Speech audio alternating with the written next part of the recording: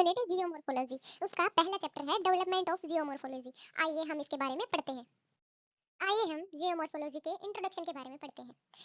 Geomorphology होता क्या है, इसमें क्या पढ़ते हैं हम, किसके बारे में पढ़ते हैं हम?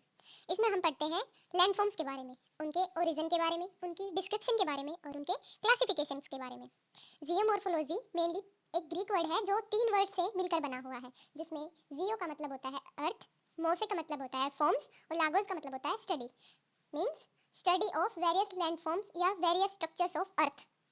लैंडफॉर्म्स क्या होते हैं, ये कैसे बनते हैं? लैंडफॉर्म्स बनते हैं by the process of erosion and deposition. अलग अलग क्लाइमेट में अलग अलग प्रकार के लैंडफॉर्म्स बनते हैं। जैसे रेगिस्तान में बनते हैं विंड के एक्शन से, और ग्लेशियर्स में बनते हैं बर्फ के एक्शन से। Application of geomorphology. जियोमॉर्फोलॉजी का कहाँ कहाँ पर यूज होता है, क्या क्या इसके एप्लीकेशंस होते हैं, इनके बारे में हम पढ़ेंगे। फर्स्ट है रिवर बेसिन डेवलपमेंट। रिवर के किनारे पर जो डिपॉजिट्स होते हैं, वहाँ पर हम कब तक खेती कर सकते हैं, कब तक हम वहाँ उस लैंड को यूज कर सकते हैं, इन सब के बारे में हमें तभी पता चलेगा जब हमें वहाँ के लैंडफॉर्म्स के बारे में नॉलेज होगी और जो जियोमॉर्फोलॉजी की स्टडी से होगी। नेक्स्ट है फ्लड कंट्रोल। बाढ़ से बचाव करना है हमें, तो हमें उस एरिया के बारे में नॉलेज होनी चाहिए जो हमें जियोमॉर्फोलॉजी से होगी, जिसमें हम लैंडफॉर्म्स के बारे में पढ़ेंगे। नेक्स्ट है land use for city development. कोई शहर डेवलप करना है हमें, तो वहाँ पर हमें उस जगह की लैंडफॉर्म्स के बारे में नॉलेज होनी जरूरी है।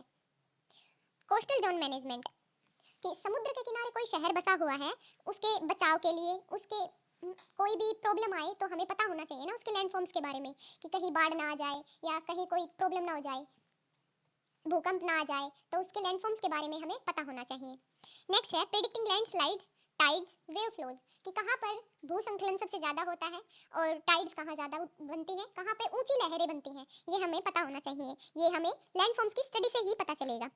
लास्ट वन है वाटर शेड मैनेजमेंट। जहाँ पर बारिश कम होती है वहाँ पर कैसे हम पानी, ग्राउंड वाटर रिचार्ज कर सकते हैं, इसके बारे में हमें लैंडफॉर्म्स के बारे में नॉलेज होगी हमें, तभी पता चलेगा। तो जियोमॉर्फोलॉजी हमारे डे टू डे लाइफ में भी बहुत इंपॉर्टेंट है।